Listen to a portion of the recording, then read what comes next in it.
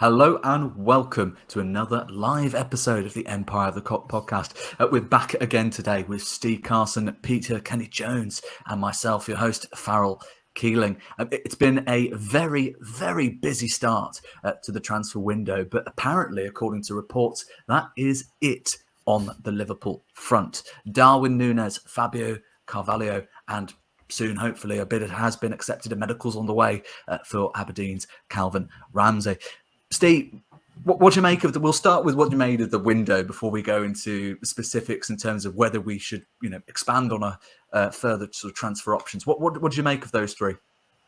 It's hard to complain, isn't it? I mean, Carvalho, young lad, sort of in that Harvey Elliott mould of, he could go on and be, a bit of a world beater. It already looks like he could do a job for the first team. So I'm excited to see how he does next season, especially after a full pre-season under the Jurgen Klopp with some of the players haven't enjoyed that yet, including Luis Diaz. It'd be interesting to see how he does as well. He's still a relatively new addition to the squad too. It's hard to be kind of upset with the transfer window at the minute because the last time we were talking on the podcast, Núñez was just an idea.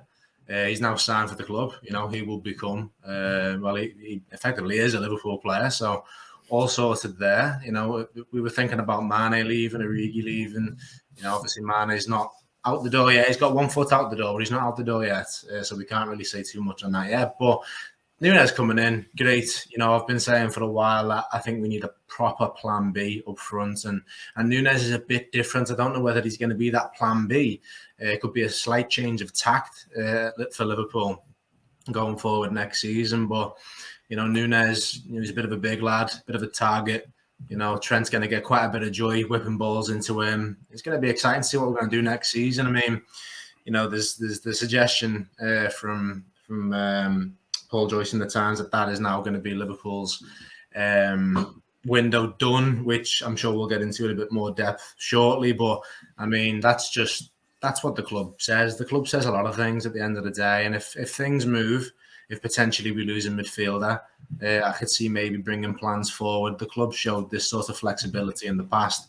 So, yeah, I'm not concerned at all. I'm excited about the new lads coming in. Ramsey looks like he could be a nice little gem coming through in the squad, sort of that kind of player we've been lacking on that right-hand side for a while now. He's young, he's going to be doing a lot of work with Trent, a lot of work. But yeah, again, it's a very exciting time to be a Liverpool fan. Like we've said throughout the entirety of the season that's just finished, it's an exciting time to be a Liverpool fan. No, absolutely. I mean, the Calvin Ramsey point is particularly interesting. I was reading a piece earlier from David Malik of The Mirror, and he was talking about Klopp and the coaching staff not looking at him purely as an understudy to Trent Alexander-Arnold, but they actually think he has attributes that would be well suited to a midfield role as well. So when we're talking about the midfield, which is one area we'll be going, as Steve mentioned, into more depth further on, we've actually got quite a bit more depth than we perhaps, initially sort of realised. You've got Fabio Carvalho, and obviously he is intended initially for the forward line. But I mean, Pete, I'm going to get your opinion first quickly on the signings we've made. And is that for you a good window, or have you kind of the mindset of we could have done more?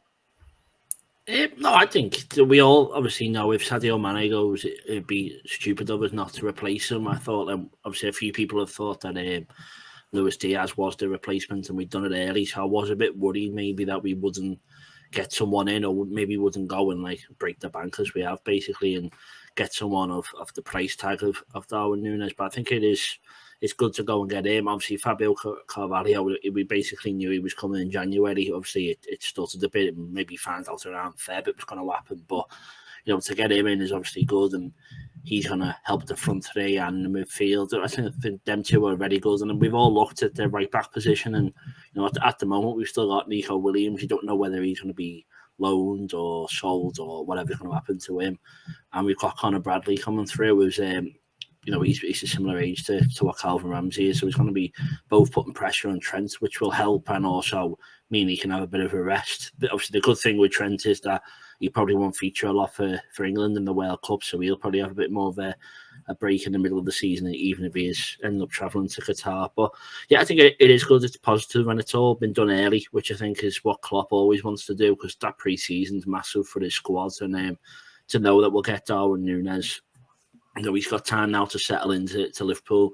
You get to have a little holiday probably, then he'll got to have his pre-season, and then the season will start, so he's got the full experience before, rather than just getting thrown in at the deep end in August. So yeah, I think it is all good, and yeah, as the ideal part is that we move quickly, and I think, it was clear that we wanted Núñez, we had the price we wanted to pay, we weren't going to bid against anyone else, and we wanted him quickly, and it happened. So, we're in a strong position, and people want to join us, and that's been shown by how quickly we've worked so far.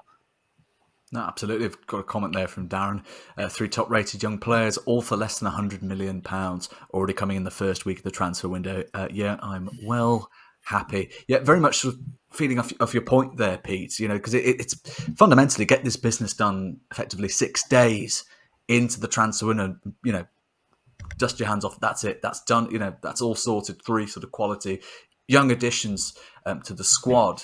It's pretty remarkable from Julian Ward, having stepped in now as our sporting director from the reliable, trusted hands of Michael Edwards. I'm going to quickly get a little rating from you from this transfer window before we move into the midfield conundrum. Out of 10, how do you feel about it? What am I going first? That's all right, Steve. At the moment, we haven't sold Mane, so the dream scenario for me would be that Mane stays and we have the best attack that's ever existed. So I think the midfield's fine, really. I'm not too worried about the 3 that we've got, and the fact that we've still got the likes of Milner. Harvey Elliott will feature a lot more next season. As you say, Fabio Carvalho, we don't know if he's going to be a winger or maybe like Harvey Elliott and playing 1 of the 3. So I'm happy with the squad. I think, it can only get better by adding people. I think obviously losing Mane will be a massive blow. So in the expectation that will happen, I'll just say, give it a 9. It seems pretty good. We've got a good team. We've made it a bit better. And even if Mane stays, it's a 10. But I don't see that happening. But yeah, I think what we've got now is more than good enough for next season. No, absolutely. I'd be inclined to agree with you there. But I mean, Steve, how are you feeling? Are you feeling sort of similarly optimistic about it? Do you think the club sort of missed a trick? No, I think Pete's right. I think it comes down to the quality that the squad's already got. You don't have to add a great deal to Liverpool to have a brilliant transfer window. You just have to add little bits here and there. Obviously, with the idea that Sadio Mane is on the way out, Diaz is already at the club, so it's somewhat comfortable in that respect. As comfortable as you could be losing a player like Sadio Mane, which, in all likelihood seems to be the case at this point. It could be a hell of a lot worse, and it does just come down to the quality that we've already got. I mean, if you were to say, we've got rid of Mane, we brought in Núñez, it's an exciting player, but losing one of the best players in the world, and Sadio Mane, and then we're bringing in 2 kids as well, effectively. There would be, complacency maybe there, but as Pete said there as well, the squad that we've got is brilliant, and you can't really complain as a Liverpool fan. I think you'd be a little bit spoiled, to be honest with you, if you were complaining as a Liverpool fan at the minute. We've got the best squad that we've ever seen at the club at the minute. It's brilliant. We've added to it, young players, as we've said, and it's an exciting time. If I had to give it a number, I think I'd give it, a sceptical 7.5, 8. I mean, I always feel a bit weird about rating transfer windows before players have kicked balls. Basically, if Núñez smashes in 10 goals in his first 10 games, then it's a 10. If he fails to score by January, then it's, that sort of sceptical 7 comes back into play. Still young player, so even if he does have a bit of misfortune at the beginnings, I'm sure he'll be fine in the long run. No, absolutely. I mean, what interests me is if you look at sort of the available sort of what you classify as the senior sort of Liverpool midfielders, you've got roughly 9. There you've got Milner, Henderson, Thiago, Fabinho, so on and so forth.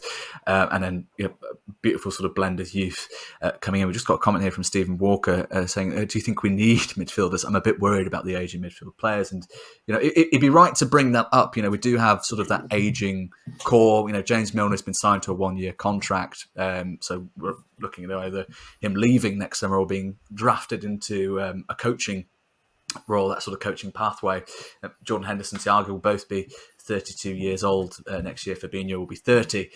So we definitely, I think you can understand the club looking at next summer at the very least and going, okay, that's when we're going to look at, to make that our priority, to strengthen that particular department. And you sort of look at the options being discussed. Jude Bellingham is first and foremost on that list because Borussia Dortmund simply won't want to sell both Haaland and Bellingham in the same window, which is completely understandable. They'd be more amenable to that prospect of losing him next summer. And you'd imagine if they're open to a sale, Liverpool would be there or thereabouts involved in the equation, given he's a player admired by Jurgen Klopp.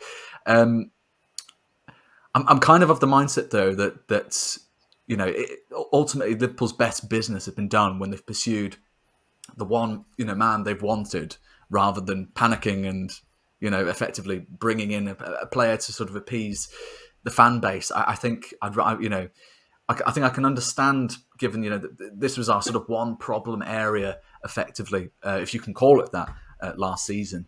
But I think we'd rather see Liverpool get their top target in a year's time than just bring in a player that can kind of coast us through this season. Yeah, well, no, I think, definitely you need to. You saw with Van Dijk and you saw with Alisson that we had a player and we went out and got them. And obviously you can say similar with Núñez now. We haven't seen him kick a ball yet, as Steve said, so it's hard to know. And I know I did an article before as well, and they said when he got to Benfica, they think the pressure, the price tag got to him a bit there, and he was a slow starter. But I think it's all about getting the right person, as you say, and if you pay an extra 10, 20 mil, but they're the right player, then it's worth it. And spending £15 million less than you would have spent on a Bellingham, on someone who might not work out, and you're losing your money anyway. So it's, if he's the one that they want, it does seem a bit of a coincidence that they won't do any business till next year, and we now suddenly are happy to wait a year. He's only 18, isn't he, Bellingham? And he can't do all the work himself. We probably still have to get a couple more in over the next couple of years because of the likes of Henderson, Thiago, Fabinho, Milner, all in the 30s now. So, I think we're fine in the short term. Even if it gets to January, you can get someone in then, you can get a midfielder, or you can wait till the year after you get one or two. I think 31 now isn't what 31 was 10 years ago, and those players will be able to play 50-odd games this season. All of them, injuries would be the only thing that would stop them.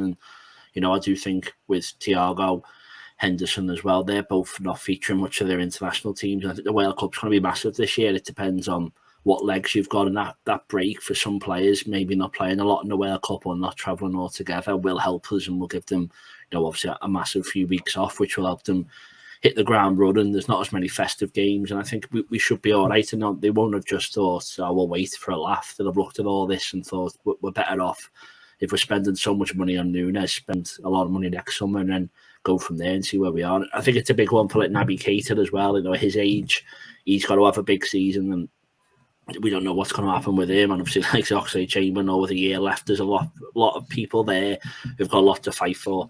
And hopefully, I think we should be in a good position come January or the summer in our midfield. But knowing we'll have to strengthen anyway.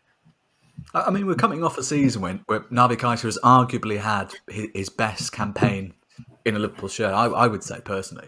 And then, you look at sort of players like Harvey Elliott, who started last term prior to the injury at Elland Road. He was phenomenal. He was one of the first names on the team sheet, you would say, would have probably remained that way bar the injury. So you're looking at this being a really big season for Harvey Elliott. And you don't know, I mean, Curtis Jones seems to divide a lot of fans, but there's a great deal of faith in him, to play a Klopp likes and admires, and look at just the raw sort of stats, seems to suggest that he's a player that could come really, really good for Liverpool, provided that he can get that sort of consistent game time. Again, Fabio Carvalho, very highly rated. relatively unknown quantity as far as, how he'll turn out in the Premier League, but every sort of report on him seems to suggest that he's more than ready for that transition from the Championship to the English top flight. We just had another comment come through on Bellingham from Mike Twilley. Is Bellingham possible, and is he worth the price tag?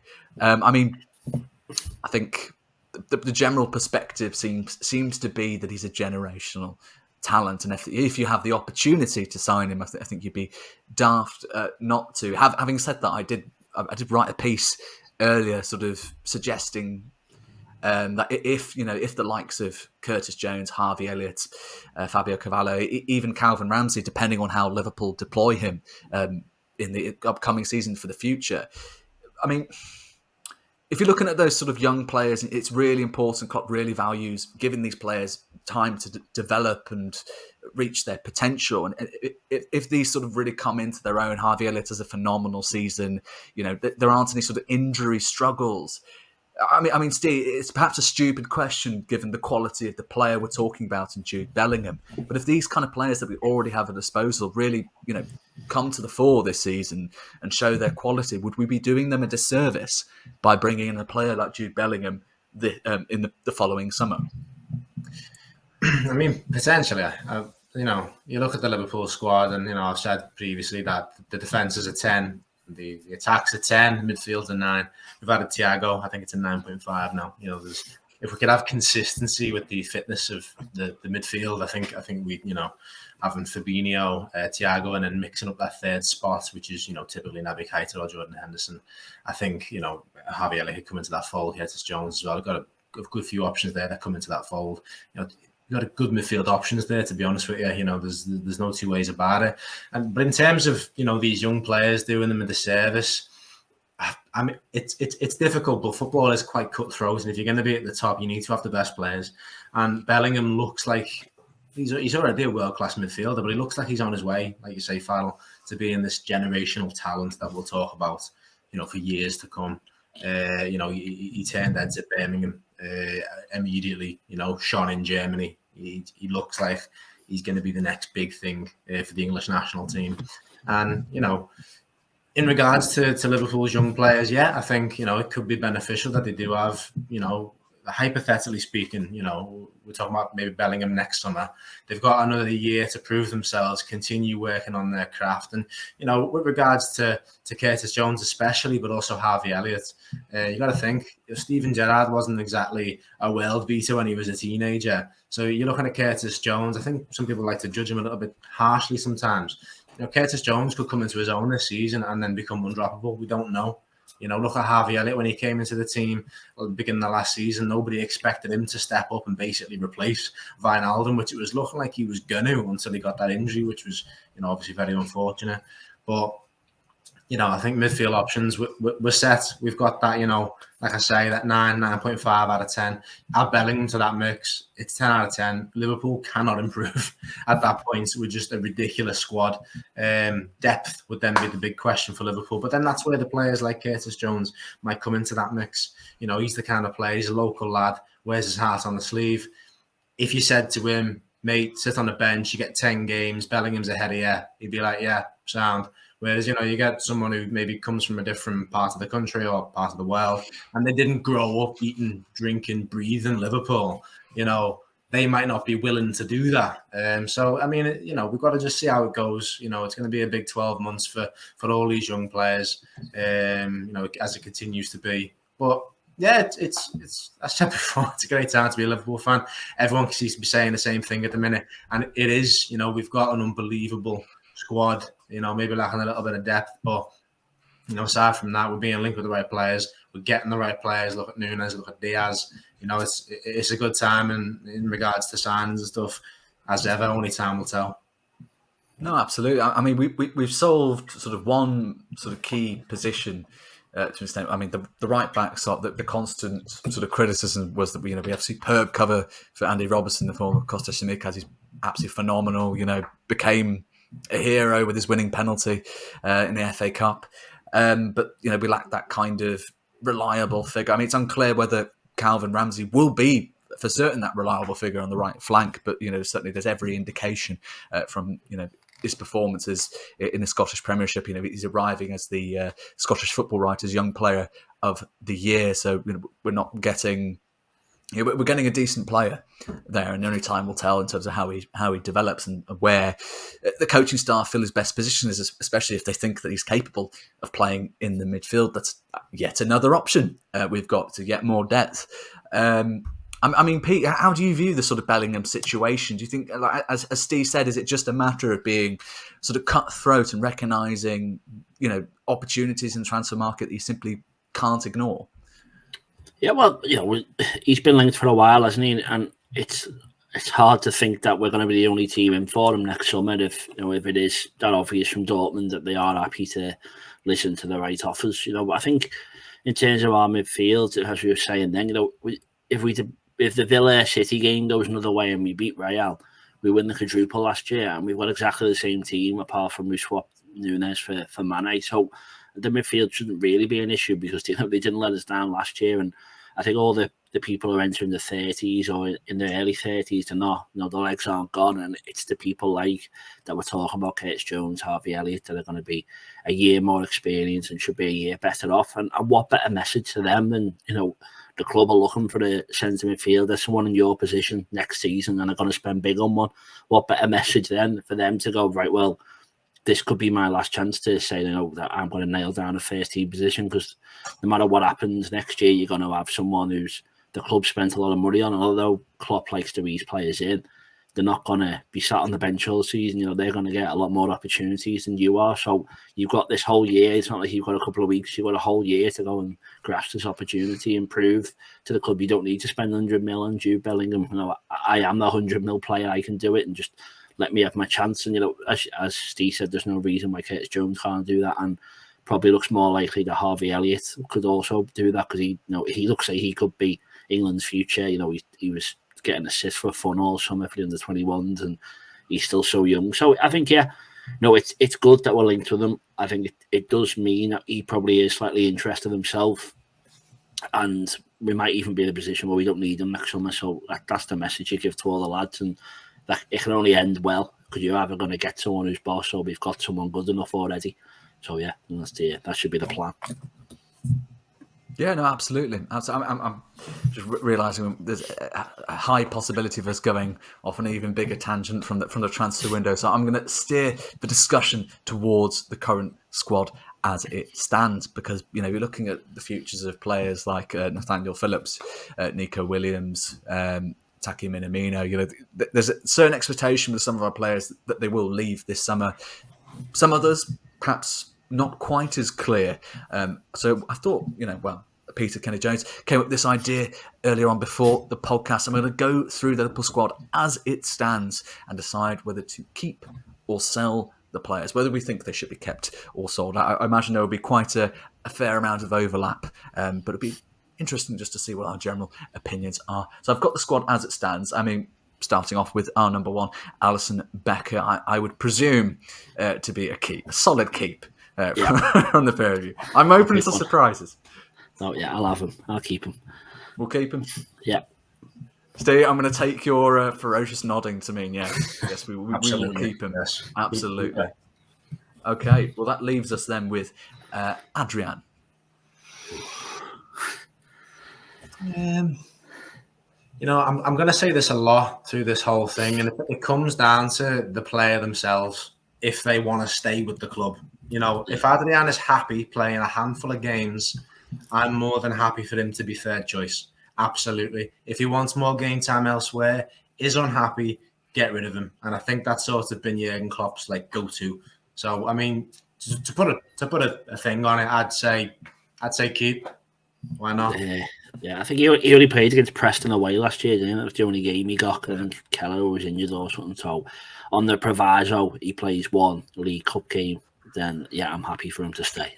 You're unlikely to see the third keeper get much game time, but you still think it's still a pretty... it's touch wood quite.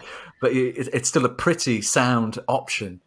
We can't emphasise this more, as our third keeper option, because he gets a lot of stick, and I feel sometimes that people forget that he is our third and not our second option.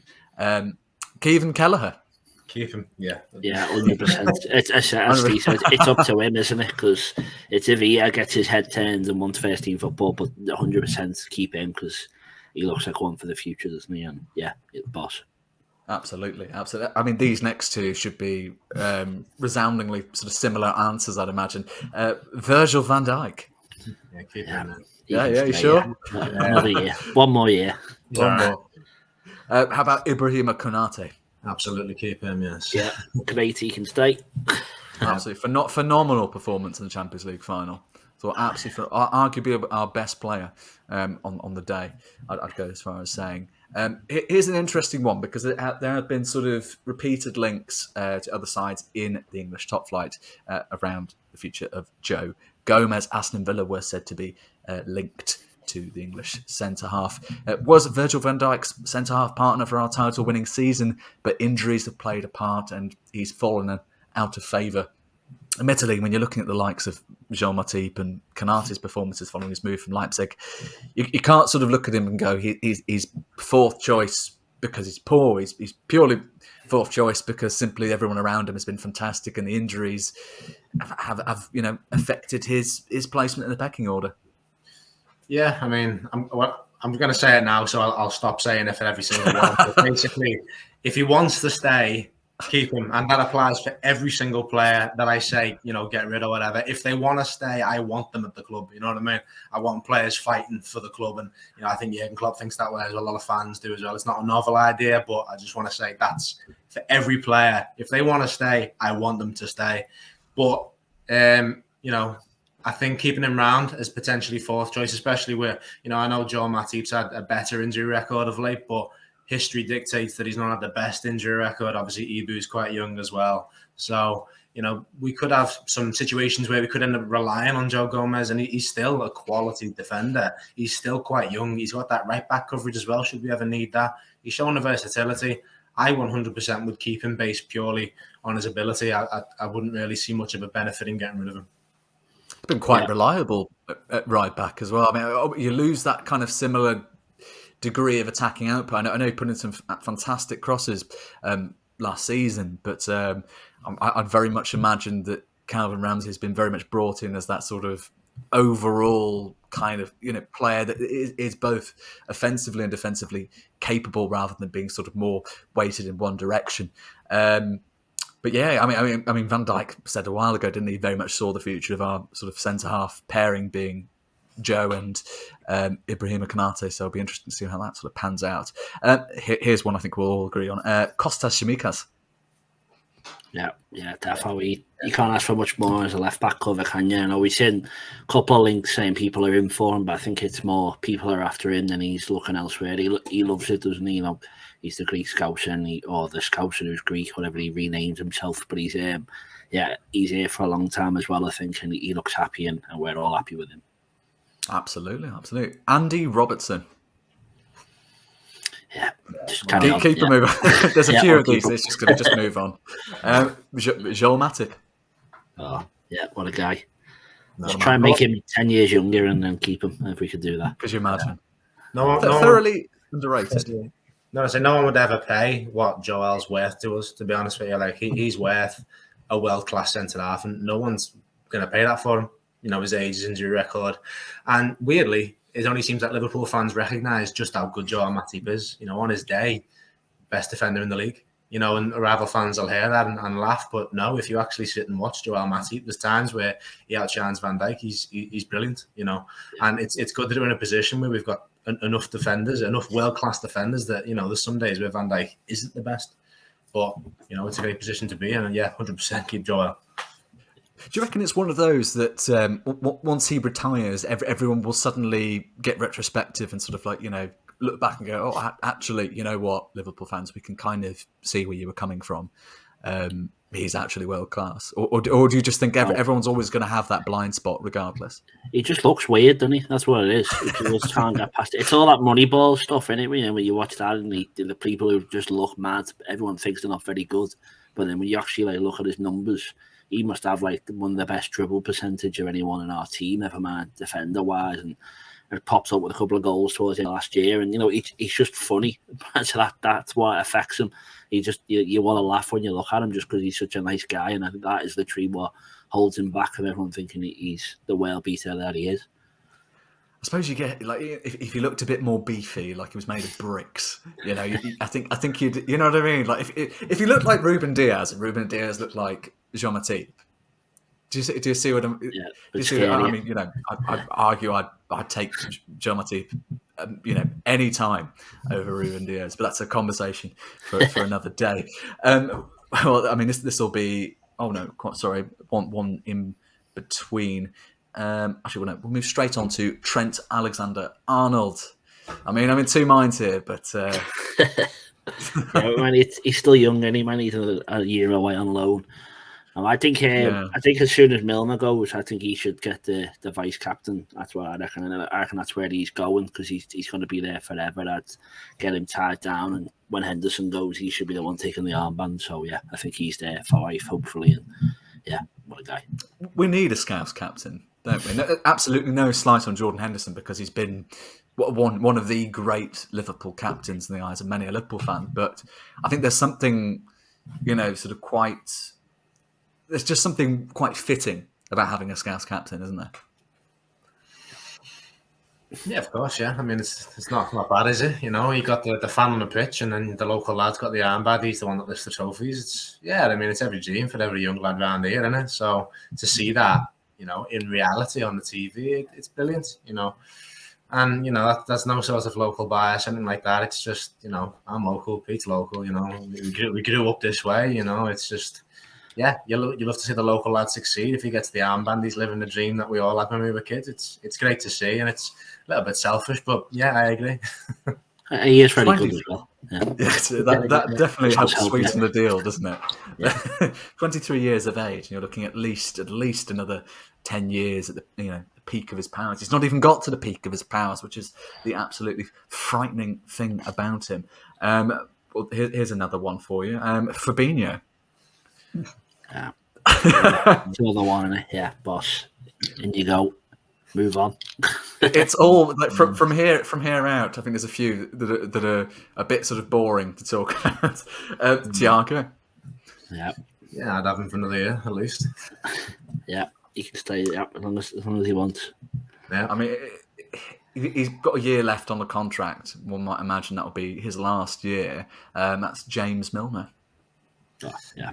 Boss. Yeah. I wouldn't have been wholly upset if he'd have packed his bags at the end of the season, as in like he's done with football. But if he played another season elsewhere, I'd have been a little bit sad about that, unless it was some sort of romantic, situation with Leeds or something like this. But yeah, I mean, he's obviously he has a lot of value behind closed doors, and when you ask him to play 100%, 110% effort from every single time, and he can still sort of it's with the big boys. It's not a problem. You put James Milner in, and it's fine. He's definitely good for a few games in the season, and obviously behind closed doors, he's massively respected. So nice to see him stick around.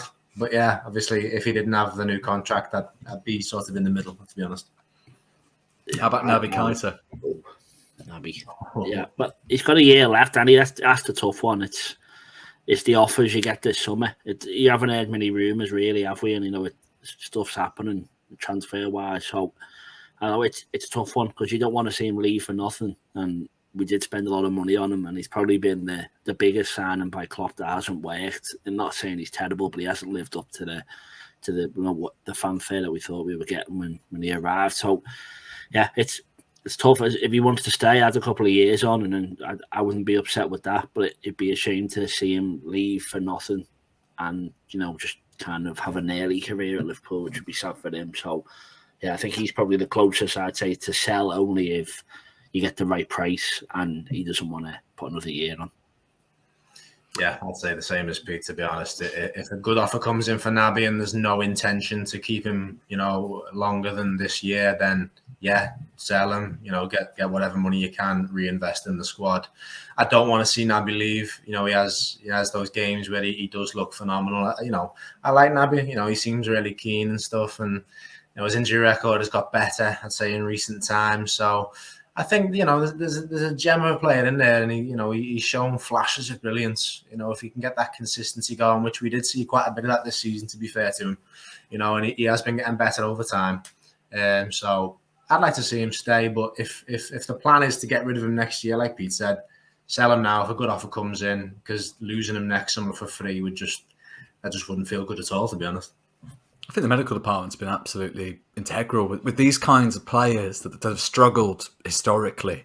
It seems that we've been able to get that extra sort of edge out of them without them breaking down in the process. I mean, Naby specifically seems to have benefited from it.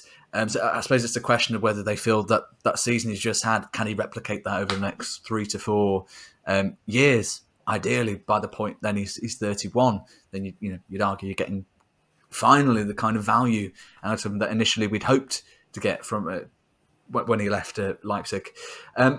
Jordan Henderson. Yeah, we'll keep the captain. Boss, keep the captain. He can stay. He's got a few more trophies to left, I think, hasn't he, before he goes? Absolutely. And too right. Alex Oxlade-Chamberlain. It's similar to Naby, isn't it? But obviously Naby is a lot more integral than Ox. Naby's definitely got that promise going forward. If you were to give him a 3-year contract, I don't think anyone would bat an eyelid. It'd be, Naby down for another 3 years, great. Ox, however, if a half decent offer comes in for Ox and he wants to go, he's had a good run at the club. He's had a few highlights, happy days. He's been a decent player for us. He's obviously not been that integral player that we, maybe thought he could have been when we first signed him. But, he's been good, got that highlight reel. He's won some trophies. You can't say it's been, a failure of a signing. It's been a nice little ride with Ox. And, I think a lot of people talk at West Ham as potentially coming in for Ox. If that happens and it's the right money, he wants to go. Thanks for all your work, Ox. And then, but if we do let him leave, we do need to reinvest in midfield, even if we're bringing through one of the younger lads and reinvest elsewhere in midfield. But but again, like I said before, if he wants to stay, I want him to stay as well. So, but losing him for free again, like Keita, that wouldn't feel that good either. Yeah, I think I'm slightly different on Ox. I think I definitely want him to stay. I don't think it's worth the money you'd get for him this year. I think he's similar. I reckon he'll have a big role in the dressing room. There'll be a lot of people who like him. And, I think I've got a couple of mates who are Arsenal fans, and they were saying they definitely take him there. And that's not much lower than us in the league, obviously lower in quality. But I think he is still Champions League quality. I think he could still play for a top 4 side. And I think for what he's probably on wages wise, for what you'd receive for him and what he does in the dressing room, I think he's worth keeping around. And AFCON last year, he came in. I think he got 2 in 2 games. He was crucial playing off the right. Really good. And I think he's a bit underrated, and his injury record. I think I wrote an article. He hasn't been out since like December 2020 or something with an injury, and everyone seems to think he gets crippled all the time. And I just think for his his versatility and the role he has within the dressing room, and he's very good when he gets given a run of games, not just like the last 5 minutes here and there. I think I'd definitely have him. And if you've got the likes of Milner, Henderson, Thiago probably going the next couple of years, he is quite a few years younger than them, and I'd be happy for him to stay around again. Like Steve said, if he's happy to stay and maybe not get that many games, but he's done it for a few years, and hopefully he'd be happy to carry on doing so. So it depends on the kind of wages, he's on. I mean, admittedly, you could be at a point where his contract expires next summer. Keita's contract expires next summer. Milner's unlikely to be handed another year on his contract, which means you could have as many as 3 midfielders going. Midfield's going to be the priority next summer, but realistically, we'd probably get. I'd argue we need 1 midfielder now, but if you're looking next summer, 3 are going potentially. I'd say you need at least 2 coming in, even if the youngsters we've got currently perform at a high standard throughout the season. And here's a couple of them, of course. Curtis Jones. Yeah, definitely keep. Yeah, Possibly I wouldn't, but possibly if a loan came in or something, you might look at giving him till January, something like that, a 6-month loan, go and play for, Nottingham Forest, Fulham, something like that, get a run of games, get his confidence up, and then come back in flying. I'd do something like that. But yeah, I'm more than happy for him to stay. You get a lot of the cup games coming start the season, and I think he proved last year that he can come off the bench and do a role for us. I think it's when the squad gets a bit thin, we'll need him more. So maybe the start of the season won't be where we'll need him as much. But yeah, defo keep him, and just hopefully he kicks on this year. I think if he gets a run of games, I could see him sort of keeping a place in the side. But it's very dependent on, as you say, when the squad does thin. You never know. We had this conversation with Harvey Elliott around this time of the year, actually, and we were all saying, "Oh, this could be quite an interesting season for him after that break." That amazing season of Championship with Blackburn Rovers, and they ended up starting. So anything can happen if the player impresses in pre-season. And on the topic of Harvey Elliott, of course, Harvey Elliott, let's go, keep or sell. Yeah, easy that one. As you say, boss start last season, really good, loves the club. He can stay. 100%. Copy and paste what we said about Curtis Jones for Harvey Elliott, but obviously Harvey Elliott, I think, is sort of proved himself a little bit more than Curtis Jones. So, yeah, happy days. What a pair of young Reds that we've got at the club there. It's always nice to have die-hard fans playing for the club as well. It's brilliant. Both of them gems. Absolutely, couldn't have said it better myself. It is one, when we're talking about the traditional Liverpool forward line, Sadio Mane and Mohamed Salah tend to come up a lot for good reason. But one man who seems to not quite as often get the praise he deserves is, of course, Bobby Firmino. And his contract expires next summer. Keep or sell? Keep, give him a new deal. Yeah, I'd agree. Yeah, I think for whatever you get now, it's not worth getting rid of him. And if he does want to go at the end of the year and maybe go back to Brazil or whatever, he can. But yeah, as Steve said, I'm happy for him to get another year, maybe another 2, and we're more than happy to see Bobby stay. Some pretty phenomenal cover you've got there, right? And in the centre forward, Jota, Firmino, and now Darwin Núñez, who can obviously play on the left flank as well. It's pretty. I don't think we've had that good cover for quite a while in that position. I'm going to skip over Sadio Mane purely because I think it's pretty much expected he will be sold. He will be a Bayern Munich player by the end of the summer, particularly if Barcelona do get their man in Robert Lewandowski. That remains to be seen, of course, but reports do expect that Barcelona will go hard for the Poland international. And I'm going to move straight on to Mo Salah. Keep or sell? His contract expires next summer. Yeah. Well, he said he wants to stay, hasn't he? And obviously we all want him to. He wants to stay for the next season. We all want him to stay. It'd be horrible to see him go on a free, and worse to see him go to a Premier League team, which has been rumoured. But yeah, hopefully we tie him down, because if we've let Mane go and we spent big, and it looks like this is our front three, Diaz, Darwin Núñez and Salah, then yeah, defo, if we can find a way to keep him and not break the bank, then that's ideal. But just don't let him go to another Premier League club next summer is the only thing I want to make sure happens. I'd have to think that's a negotiating tactic. I mean, I think even... I don't know if this is just a purely sort of a biased, Liverpool fan sort of point, but I don't think even he would like to sort of sacrifice that relationship he has with Liverpool fans. I think, I think he'd be prepared to sort of sacrifice the possibility of a legendary status, but not at the cost of that relationship. Yeah, 100%. I think, yeah, Mo Salah wants to stay. I think that's pretty clear in the way that he speaks. Obviously, he spoke fondly about other clubs in the past, but at the end of the day, if you're asked, do you like any teams in Spain? Oh yeah, I like Real Madrid. These things sort of come about, in these pointed interviews. It's whatever. Salah wants to stay. We know this. You can see it when he celebrates with the fans. He wants to stay. And for me, his ability combined with that, give him a lifetime contract. I want to see him stay until he can't walk anymore. Salah's an unbelievable footballer. So yeah, stay forever. Yeah. Here's one for you, Diego Jota. Boss. Again, he's still so young as well. Pretty easy. Whatever happens contract wise, Mane and Salah will be past it before that long before Diogo Jota is, isn't he? So he's got room to grow, and if he's just patient a couple of years, he could be, he'll be getting loads of opportunities and loads of goals in a couple of years. It's a weird one with Jota, isn't it? Because he always seems to have been forgotten about. You look at all the graphics on sort of Instagram in terms of that ideal forward line, and it's Salah, Diaz, and Nunes, and you can understand, it's a big money signing. He scored 34 goals in the Portuguese top flight last season, but you're looking at Jota, and at times last season he was absolutely unplayable. He was fantastic. I do think it's a bit harsh to a certain degree. I mean, as a Liverpool signing, fundamentally you have to earn your place, regardless of how much money has been spent on you. And I don't think we should simply disregard Jota simply because a brand very shiny new toy has come in.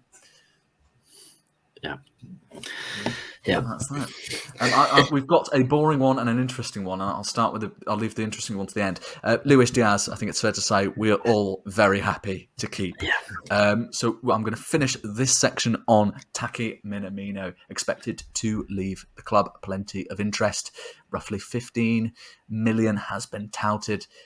What are we thinking? I'd be very gutted if he leaves, if I'm being completely honest with you. I think he's a phenomenal squad player to have. Yeah, I think it's pretty open and short. I think it's just sell. I love Taki, and he's been a phenomenal player off the bench, playing in the cups. He's obviously got a lot of ability. He can play in several positions for Liverpool, and I, based on purely ability, I'd keep him around. And I've said it a few times, about players that want to stay. But from what we're hearing from reports and insiders and stuff, it's a case of that Taki is ready to leave the club. So if he's wanting to leave, then the time is now. Taki's cemented his place as a cup legend at the club. We'll always remember his runs in the League Cup and the FA Cup from last season when we think about Taki, and we'll only remember him well. At the end of the day, from a financial standpoint anyway, which I don't really care too much about football these days. Neither do the authorities, it seems. But Taki came in on a fairly cheap deal.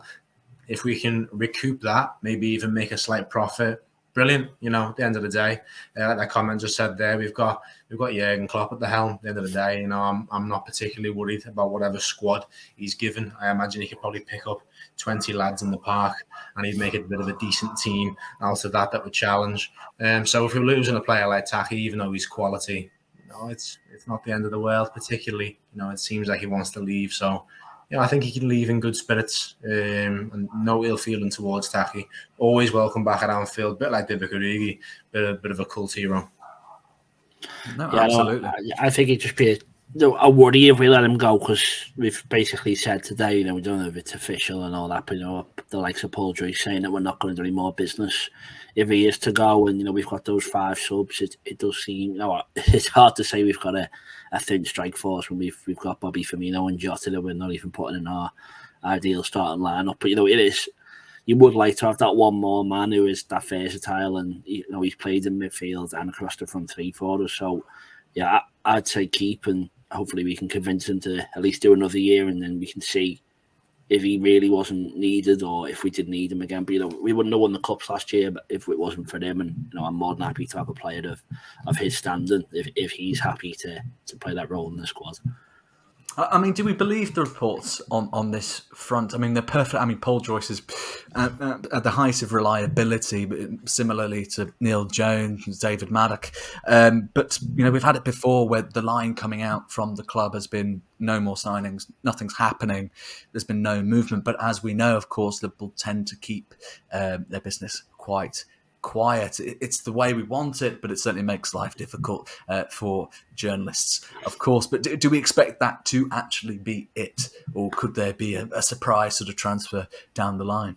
I think that's what the club want you to think. The fans and other clubs, I think that's what they want everyone to think. And I'm not sort of doubting the credibility of the likes of Paul Joyce as reporters, but I'd have to imagine that's what the club's told them as well. And as far as they can see, that is what's happening. At the end of the day, the club can be planning something else on a very dark whiteboard, hidden in some secret room at the outset. There could be a plan on the board with like Bellingham's name written on it that they might bring out if something happens.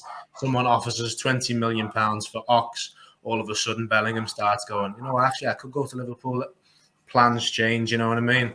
But going forward, I think it's just a case of that's what the club want people to think. And as far as the club are making journalists close to the club aware, that is what's going to happen. And I think if nothing changes, that will be what happens. I don't think the club's coming out and lying to people. But I think that is just the line the club's given at the minute. And I think, the likes of Paul Joyce are accurately reporting what they've been told by their sources at the club. Yeah, I think, it's just, I think that's our standpoint now, is that we don't want to do any more business. But obviously, if 3 of our players get their heads turned by big offers and want to go and play football, and you have to react to it, don't you? So I think they're saying they're happy now with the squad, but we haven't sold anyone. Obviously, Mane looks like he's going to go, but we haven't got rid of anyone yet. So you would think you'd have to react if Keita, Oxlade-Chamberlain, Minamino all go. It'd be unlikely that we could just deal with just adding Núñez to cover all those absentees. So it's I think the position is right now the business is done, but they're going to keep an ear to the ground like they did with Luis Diaz and Tottenham, and they're going to see if other people go in for Bellingham and it looks like a deal's done for them to sign next year, then we might have to try and do that if he's the man that we want and whatever else it is. But yeah, I think it is done, but as you say, it just depends what happens until when does it close? It's September, I'm guessing.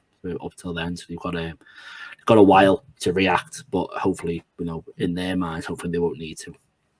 Especially if you think the sales that can be made, you're thinking if Liverpool get anything close to the 42.5 million for Sergio Mano, and fees of around 15 million has been touted for the likes of Phillips, Nico Williams, Taki Minamino, you have a situation you could easily recoup about, roughly £80 million alone from just those 4, which then covers the upfront 64 million cost for Darwin Núñez. I mean, we could theorise about the economics of the situation and then what that means for signing other players and bringing in Liverpool's interest in Tchouaméni, which we can go into all kinds of strands around this, but ultimately, if that is truly it, then I think it's a pretty sound window and a superb start to life as sporting director from Julian Ward. We are going to talk, of course, about the fixture list because we now know who Liverpool will be playing first on the first day of the league season and on the last day and everything in between. But to break it all up, we have, of course, as ever, the lovely Pete Quiz.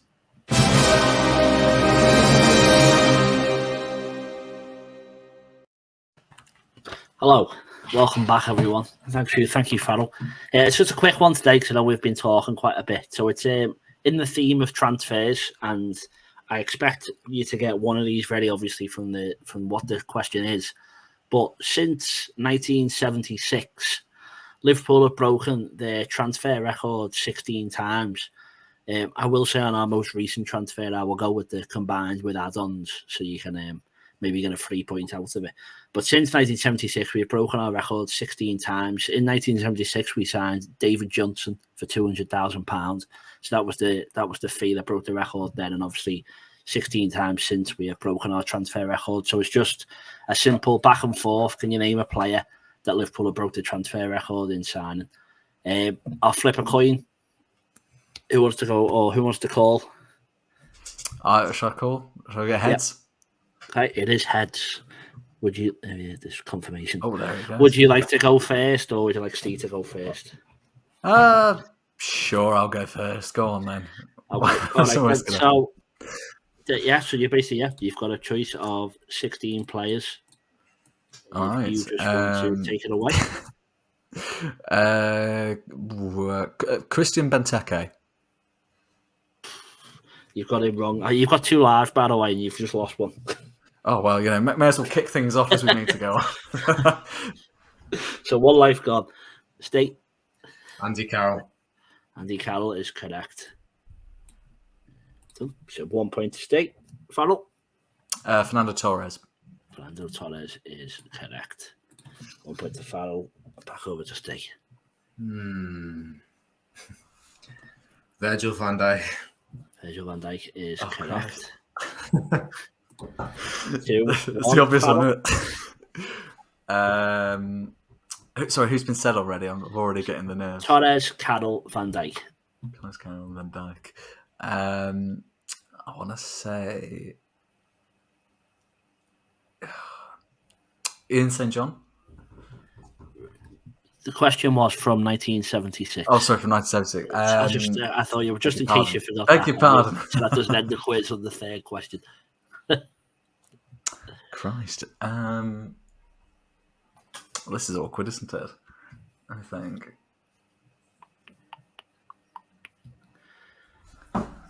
It's a good job. Good job because they're hosting, isn't it? I know. It's fantastic, isn't it? You know, everything just sort of straight from the brain. Oh goodness me, this is not coming to me. I'm gonna throw out a name which I think is absolutely incorrect. I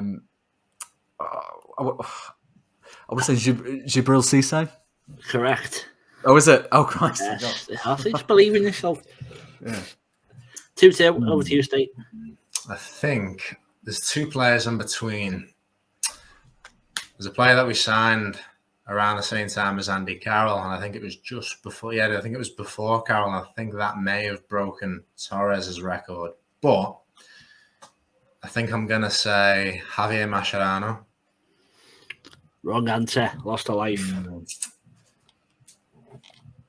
Farrell?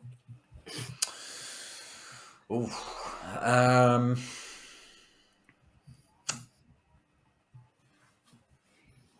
me think. You had a trace of 16 people, and you've said Cisse, Torres, Carroll, and Van Dijk.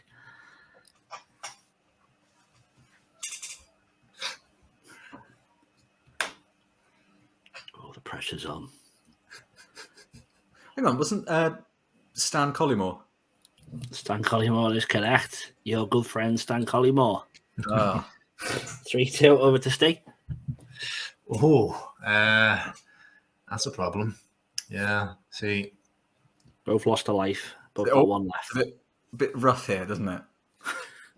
Yeah, I've got one in mind, but I just don't believe it. But actually, then I've got two in mind now as well. I think he came before Van Dijk, which would make him our record signing. So I'm gonna say Naby Keita. Wrong answer. Sorry, that's 2 lives gone. And it's you've won, Farrell, if you get one more answer. Hell. Yeah, I'll get one more. This is all to play for.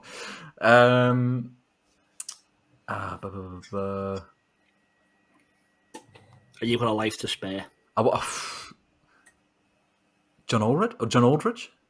Wrong answer. Right.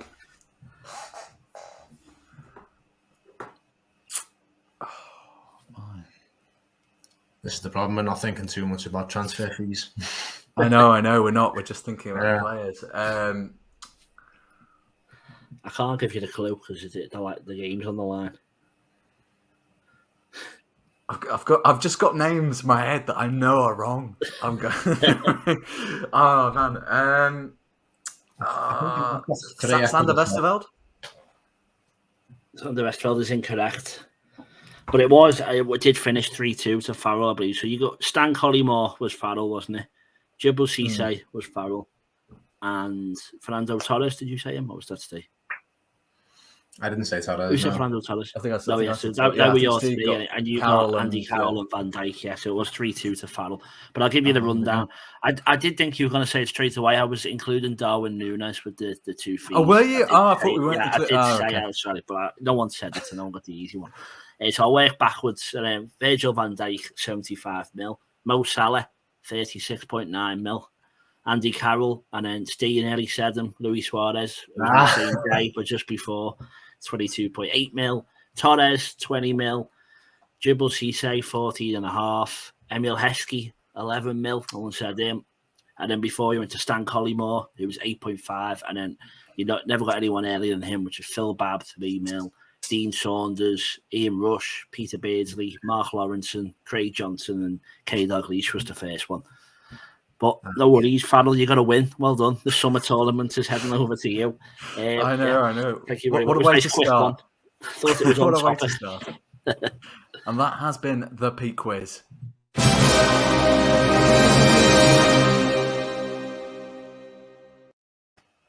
Not one of our better scores there, but I'll take whatever win I can get out of that, to be honest with you.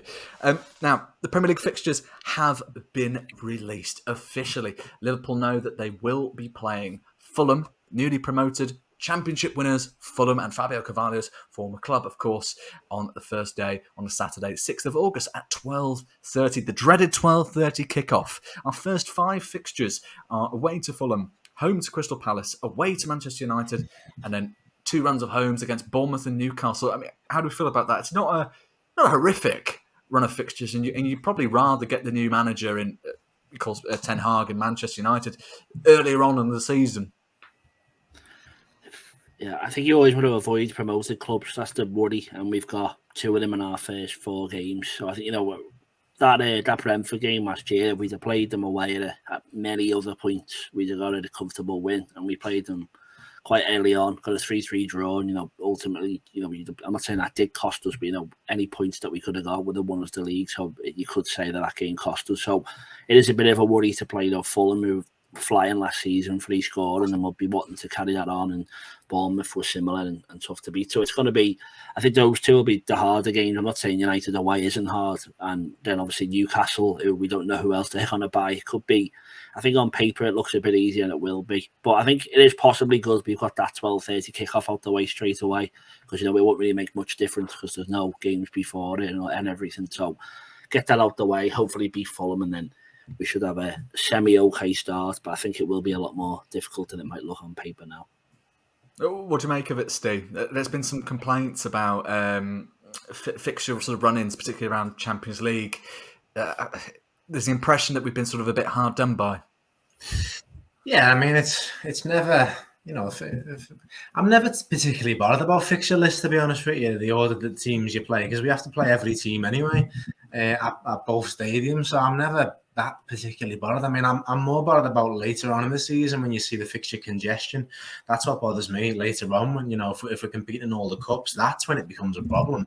At the minute, it's really hard to judge, but I just pretty much just echo what Pete said. I mean, it's not a bad start at all. And like you said, getting United's new manager fairly early on could be quite useful as well. I mean, it could also be detrimental. They could have a new manager bounce. So it is just a case of it is just teams and dates. I'm never really too phased by them, to be honest. You see, I've seen a little bit of uproar that I think it's 4 years on the bounce. We've got a newly promoted side, and it's but that doesn't necessarily mean it's an easy result, like P said. It's a bit of a difficult one a lot of the time because they're coming up, they're feeling good. They're like, right, let's make our name in the Prem, and then it's us they're up against, which is not ideal. It's a big occasion for a lot of teams, and this is not egotistical or anything, but for a lot of these teams, the biggest game of the season is going to be playing Liverpool. The same could be said for Man City, Man United. So they're going to be banged up for it. It doesn't mean it's going to be easy, but throughout the whole season, we all play the same teams. And, come the end of the year, I mean, fingers crossed we're not talking about another 1 point or 2 points in the title. And, hopefully it's decided for us before then that we've reclaimed the title. But that's wishful thinking at this point. The ball's not been kicked yet, but we'll wait and see. You can't really judge the result, I don't think, too harshly. It is what it is. There's no grand conspiracy. You just play the cards you're dealt. No, absolutely. I think you'd certainly want to be in Liverpool, Manchester City's position, with the world-class squads that we respectively have available. As you say, I'd much rather avoid another situation where we lose the title by a point. I certainly wouldn't mind winning it by a point. I'd bite your hand off right now for it. But we shall certainly see. Liverpool have recruited excellently in this window. There's still a lot of debate around whether we could, have brought in another midfielder, but, the option has to be there, and Klopp tends to be patient and wait for his man. Whether that be Jude Bellingham next summer, we shall see. For now, this has been the Empire of the Kop podcast. You can like, subscribe, and comment. Will be on YouTube and it'll be on the Substack. You can leave your comments there as well. It's been an absolute pleasure. As always, we've had Steve Carson, Peter Kenny-Jones, and I've been your host, Farrell Keeling. Take care.